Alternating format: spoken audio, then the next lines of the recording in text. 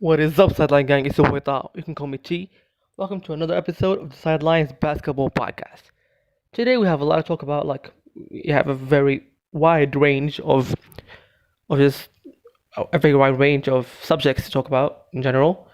Last time I did a podcast, three of the second round series were done, but the Clippers versus the Nuggets, the Game 7 was about to happen, but I did the episode before it.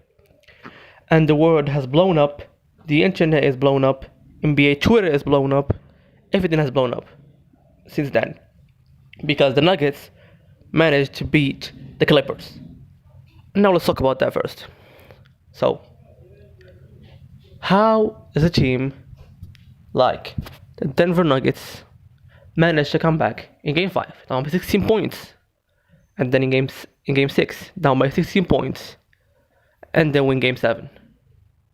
By like Game 7, dominate Game 7, like win by far, win clearly. I think that's just very embarrassing for the Clippers. Are the Clippers really contenders? Are they?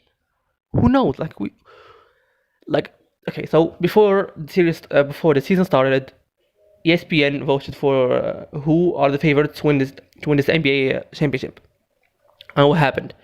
54% voted that the Clippers are around 54% voted that the Clippers are the favorites, and around I don't know, something less the Bucks, and then even less the 76ers. The Lakers had barely any votes. The Lakers, who are now clearly I think at the driver's seat, they're clearly the better team right now from the other four teams. From the four teams that remain, the Clippers are clearly the better team. The Lakers are clearly the better team in my eyes, and probably should be in everyone's eyes. But let's come back to our subject: the Nuggets versus the Clippers. The Nuggets are a team just driven by young talent, who who have nothing to lose. This team has absolutely nothing to lose, and they're just going for it because they can. They're gunning for it. They got young talent who are hungry, who want to win, who have been winning for a while now, but they just haven't got there. And now they're getting there. They're in the Western Conference Finals, and the young talent is performing very well. I mean, Jamal Murray had a has been having great playoff series. He's been averaging I don't know, something 30 maybe, probably in the high 20s, but I'm not sure. But he's been doing very well. Jamal Murray has been amazing, explosive on offense, consistent too. He doesn't have these 40-point games. The next game drops 15. He's been pretty consistent. And the other man is Nikola Jokic. He's been an amazing player. He's clearly the leader. He has been very good. He was the one to lead them in Game 7 to beat the Clippers. And also some other great young talent like Gary Harris, who kind of dropped down since his first 2 years. He was looked at like a great 3-and-D player who can also score, but now he's just a straight up 3-and-D. He defends. He's still a great defender. He's a great perimeter defender, but scoring wise, yeah, he's just not there. Jeremy Grant is showing how good a player he is. He's just that good. Paul Millsap is showing his veteranship and how good he is, and it's working out for them. Well, on the other hand, the Los Angeles Clippers. How do you do that? How? I just want to know how.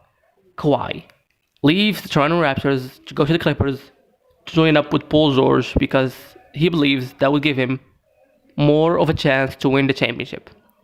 And guess what the fuck happens? It did not give him more of a chance. They actually just straight up blew it. They straight up blew it. He was with a great team. He was with Pascal, Kyle Lowry, Fred VanVleet, Marc Gasol. It's just a wide range of great players. But no, guess what he had to do? He decided to leave the game, to leave that team, to come to the Clippers. And guess what happened for the Clippers? First series, Paul George basically absent until the game 5 or 6. He was basically not there. Second series against Denver. He started off pretty well. Game 1, 2, 3. Game 1 through 4. He was pretty good. It's actually pretty decent. But then, Game 5, 6 and 7 came up, and the man started shooting bricks. The man has been absolute ass in those 3 games, especially Game 7. Game 7, he made how much field goals did he make? I think 5. He made literally like 4 or 5 field goals. How embarrassing is that? They literally traded more first round picks than field goals he made in Game 7, which is just it's so ironic yet so embarrassing. He traded so much stuff, like he traded Shai Gilgeous-Alexander, Daniel Gallinari, and a fuck ton of picks. Futures just go out there and yeah, he just stunk it up in Game 7. And let's just talk now about the actual superstar, Kawhi Leonard. He did not do any better. Let's keep it straight, because people are being given Paul George the hate, but not too much hate to Kawhi. Kawhi needs to be judged as a superstar, just like the other players are. Because when LeBron loses a series, oh no, LeBron is dead. LeBron will literally get slated. KD does bad. He gets slated. KD will do good, but then he gets slated because he was with a good team. That's how bad. Like that's how hard he gets it. Steph Curry plays amazingly with the championship. He was in the Finals MVP. Gets slated. Every single player, every single superstar in the NBA is held to a high standard, except for Kawhi. For a while now, he's not been getting any criticism. I guess he's been held to like he's just the expectations from him. I guess are low. People just don't try and they just don't hold him to a high standard. I don't understand why. The man is a superstar who should be winning, who should be doing well. I mean, there are some reasons why he's held to a higher standard. I mean, maybe he was with the Spurs, not really a superstar. Won the Finals MVP. She was going well. She was going amazing. And then controversy. Ooh, he gets traded to the Toronto Raptors. Ooh, big controversy. And he ends up winning the championship. And now everybody just respects him, because what are you gonna do? The man joined the team for 1 year, won them a championship, and left. How could they not appreciate him? How can the whole NBA not appreciate him? Dropped a game winner in Game 7 in the Eastern Conference Finals. I mean, you gotta respect that. But now this season, the man came out, Game 7, dropped 14 points, shot absolutely horrendously from the field. He was absolute shit this game. Him and Paul George were literally not present. So, okay, Kawhi, this end of matter, he should be held to a higher standard. The man is a superstar. Rate him, judge him, talk about him like he's a superstar. Because when he drops a 30-point game, people are bigging him up like he's done something amazing. James Harden drops a 30-point game, nothing. Not a single social media post. No one cares. But what happens when Kawhi has a bad game? Kawhi has a bad game, everybody's like, I mean, it's Kawhi. He'll probably just come back next series and have a great game. He come back next game and drop 40. Who cares? Who knows? He's a great player. Harden has a 17-point game, or even a 20-point game, or even a 30-point game, but he shoots pretty bad, but has a lot of few of those. People will slay him. He will get barbecued. He will literally get cooked by everybody on social media. But either way, the man has now lost as the favorites to win the NBA championship. They have lost in the second round to the Denver Nuggets after they were up 3-1. Now Doc Rivers has blown 4 3-1 leads, I think, or 3. Either way, that's 3 or 4 too much to blow. I mean, especially to the Denver Nuggets, who are a young team, who really don't have that assassin mentality. They really can't. You have 2 very experienced players. Paul George has been in many Eastern Conference series back with Pacers, and also some series with OKC. Kawhi has been in the playoffs since he's been drafted. With the Spurs, he's been in the playoffs every single season, and with Toronto Raptors, he won the NBA, and now he's with the Clippers. They have a lot of playoff experience. Like their team is straight up more experienced than the Nuggets. They have zero excuse to blow it. But let's talk about the other players other than Kawhi and Paul George. Montrez was absolutely shit this series. He was horrendous this series. He's not present. The man cannot get a rebound to save his life. I mean, who else? Lowell shot pretty horribly this series too. Not good. Marcus Morris should shut the fuck up, shut his mouth, and actually play basketball. He should worry about what he's doing on the court and just stop talking, stop yapping. He talks way too much. He actually pisses me off. Instead of playing basketball and just showing us how good he is at basketball, he just keeps talking and talking and talking. It's annoying. But and one of the big problems with the Clippers are everybody's been talking about it, and well, not really everybody, but most people have been talking about it. Most analysts, most people who just know a decent amount on basketball, is that they don't have a floor general. They have Kawhi. He's a small forward. He knows how to score. He'll defend. PG is a shooting guard. He knows how to score. He knows how to defend. They don't have that power. They don't have that point guard though. They don't have a Rondo. They don't have a LeBron. They don't have, I don't know. They just don't have that floor general who will just get everybody set. When everything is not going well, they're down by 10, and the Nuggets are on a streak. They'll know how to just tell them, okay, wait up. We got something to do. We need to get this settled. And we just get an easy bucket so we can stop this streak from the Nuggets. They just don't have that, which is, I mean, not the best. They have Patrick Beverley, who is who's basically a fraud. He's not as good a defender as he shows he is. He's a good defender. Let's all be real. He is a good defender. He's not as good as he shows.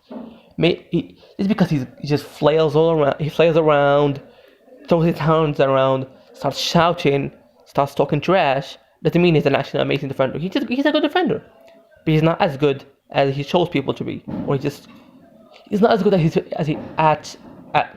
not as good as he's portraying. I mean, shit, bro. I'm sorry, guys. English is my third language. You'll hear this sentence every single episode because my English is pretty bad, I guess. Maybe it's bad. I don't know.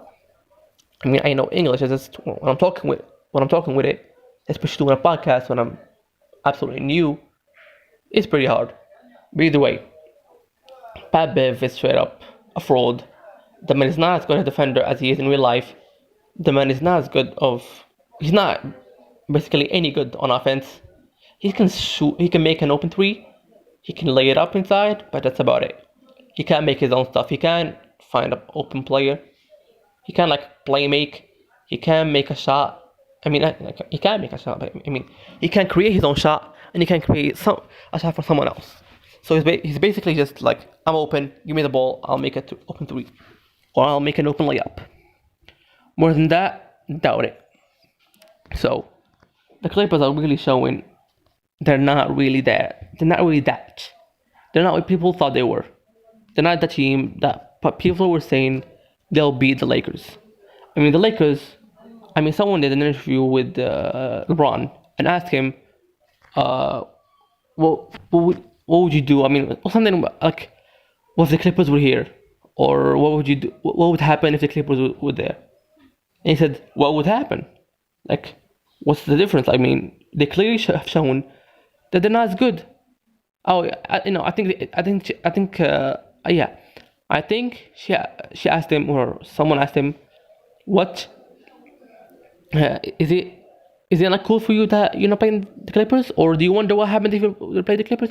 I don't know what she asked him exactly, but basically LeBron said the Clippers have clearly shown that they're not as good as the Lakers, and to me, I believe it. Maybe the Clippers are a better matchup against the Lakers because, I mean, LeBron can get limited by Kawhi and Paul George, I guess. AD can.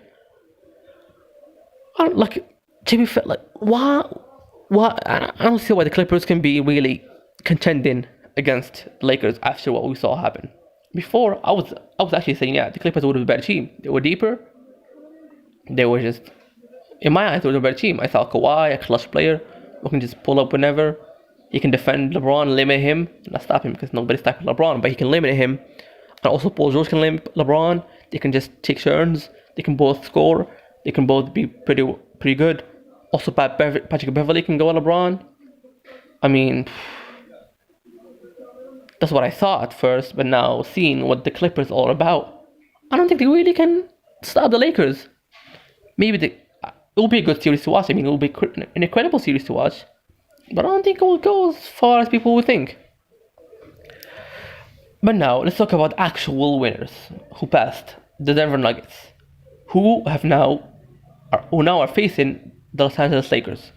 They played Game 1, and the Lakers blew them out. They blew them out. I mean, Dwight Howard played some significant minutes and was pretty good. Jamal Murray, I mean, Jamal, how am I saying Jamal Murray? I mean, the whole team was pretty much decent. LeBron was great. AD was great. AD was amazing. I mean, the Lakers blew them out. There's nothing to say about it. I mean, they were just a better team. On the Nuggets side, Jamal Murray didn't shoot too well. Jokic was not any good, I guess. He wasn't bad, but he did a little bit better than Murray. But the biggest issue was they were both in foul trouble pretty early on. They got like 3 fouls off the bat, and that's never good for literally your two superstars. The two superstars of the team just not be in the game straight up. So they were literally down by like 20 pretty early on, and they just never came back. The Lakers and their experience kept them away. Different to another team, the Clippers, and also let's look about next, the Celtics.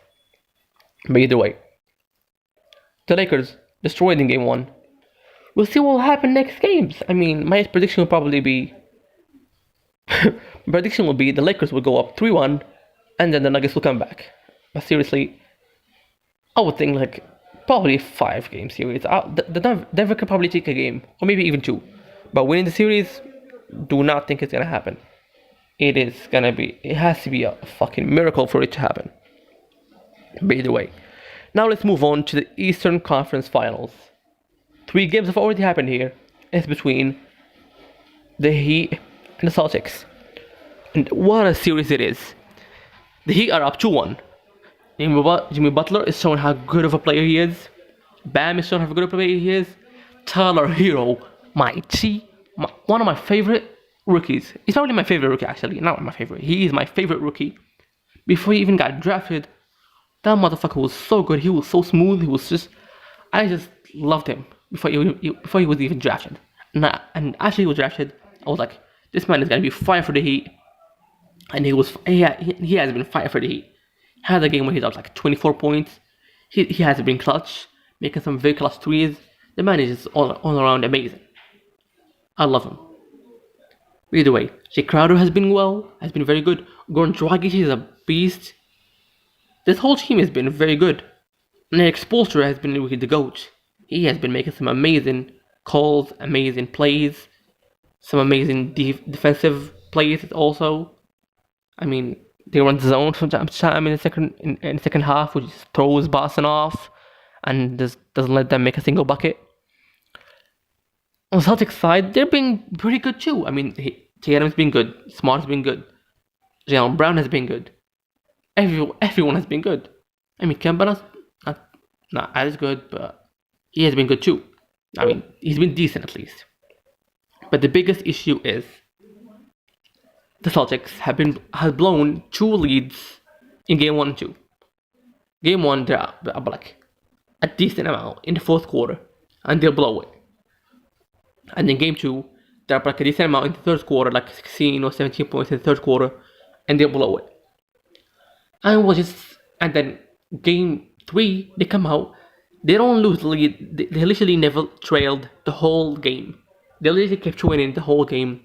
They were winning, and they kept winning until the buzzer. And that's what you wanted from them. I mean, after Game 2, it was a controversy. They heard some clanks in the Boston Celtics locker room. They heard some shouting. They just heard typical basketball stuff. Typical sports stuff, to be honest. I mean, losing 2-0, losing 2 games in a row, you probably will talk about it. You probably will be aggressive about it. And you probably will try your best to get your teammates hyped for it. That will probably be Marcus Smart just shining at someone, maybe someone getting mad and just punching a locker. But to me, that's totally not normal. That's sports. That's how sports work. If someone's losing, they're gonna be mad. They're gonna talk about it. They're gonna be mad about it. This is totally normal. But either way, I believe that this series is gonna be great. There's one thing that was for me to say, and I actually said it. Did I say it? No, I didn't see it here. I said it after game 2. Is the Heat have been coming back game 1 and game 2. They were not leading. They were down like by a decent amount in the fourth quarter and the third quarter of game 1 and 2, and they lost. And they won. They came back and won. But what does that mean? I mean, what happens if the Boston Celtics just don't blow it? What if the Boston Celtics just keep it up? And that's what they did this game 3. They kept it up. And what if, I don't know, what if Boston doesn't even keep it up? What if the Heat are not as good as the fourth quarter? In the fourth quarter, they don't shoot as well, or they're just being limited by the Boston Celtics defense. What happens then? They're not coming back. I think this. I don't think this comeback thing is actually a good thing. I think people are actually downplaying the fact that they're actually coming back. The comeback part is not actually a good thing, in my opinion. I mean, you're coming back, which means you clearly have the clutch scene. You're clearly showing how good you are. I mean, you're showing how clutch your players are and how good they are in very clutch moments and very decisive moments. But it's not showing how good the team is. Because let's be real about it. If the team was just a better team, they could just literally just lead the whole game, lead a couple of times maybe, but they'll win convincingly. Coming back in 2 games in a row is not a good thing in my opinion. In my opinion, you should literally just. The Celtics, in my opinion, right now are the better team. They are down 2-1, but they are clearly, in my opinion, the better team. I mean, game 1 and 2, they're on the lead, they blow it. Cool. Bad things. There's something they have to fix and settle. And Brad Stevens is an amazing coach, and he probably will talk about those things. And guess what? They came out, game 3, did not trail the whole game. Kept their lead, won the game pretty convincingly, pretty easily. And guess what? I'll predict game 4, if the Heat don't change anything, and they keep trailing again by the end of the third quarter by like 17 points or 20 points or whatever, or in the fourth quarter by like 14 points, I don't think they're blowing it. I think the Celtics are just gonna keep the lead for them again, because I don't think the team or Brad Stevens are dumb enough to keep making the same mistakes. For me, the Heat should come out off the bat and be good. Because if you come out straight up, like straight out of the locker room, and be good and compete at the same rate you compete in the fourth quarter. I mean, if you compete in a clutch, if you're competing well in the clutch, why don't you compete well the whole game? I mean, okay, competing well in the clutch is an amazing thing to have. There's a lot of teams who it will be a close game, and if you don't have those clutch players, you'll end up losing the game. But for me, it's not all about that clutch. If the Heat come out straight out of the gate, play great, destroy, just be the better team, or just keep it at least in this thing, like keep it close, be down by 4 points maybe, or be up by 5 points. No, like I'm not saying they have to be up by 20 points or whatever. They just have to be up, or just slightly down, not actually losing. So they have to make a comeback, which for me is not a good thing, because you're showing that you're not really as good as you think you are. If you're the other team, you make a better decision. You probably just make better decisions at the end of the game. You're more clutch. Exposure just runs some great plays for you. You just concentrate more. But if the Celtics, which they showed in game 3, can keep it up, lock down, not mess around for the whole game, and keep the same mentality for the whole game, winning. We're not gonna we're not gonna forget that we're a young team. We all know that, but we're a good team, and we're, in my opinion, clearly the better team. Not clearly, just the better team. In my opinion, this is like, you can argue the Heat are the better team, but in my opinion, the Celtics are the better team. They're the more complete team.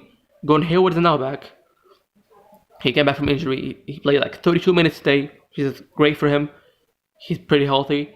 He didn't play too well, but he was there at least.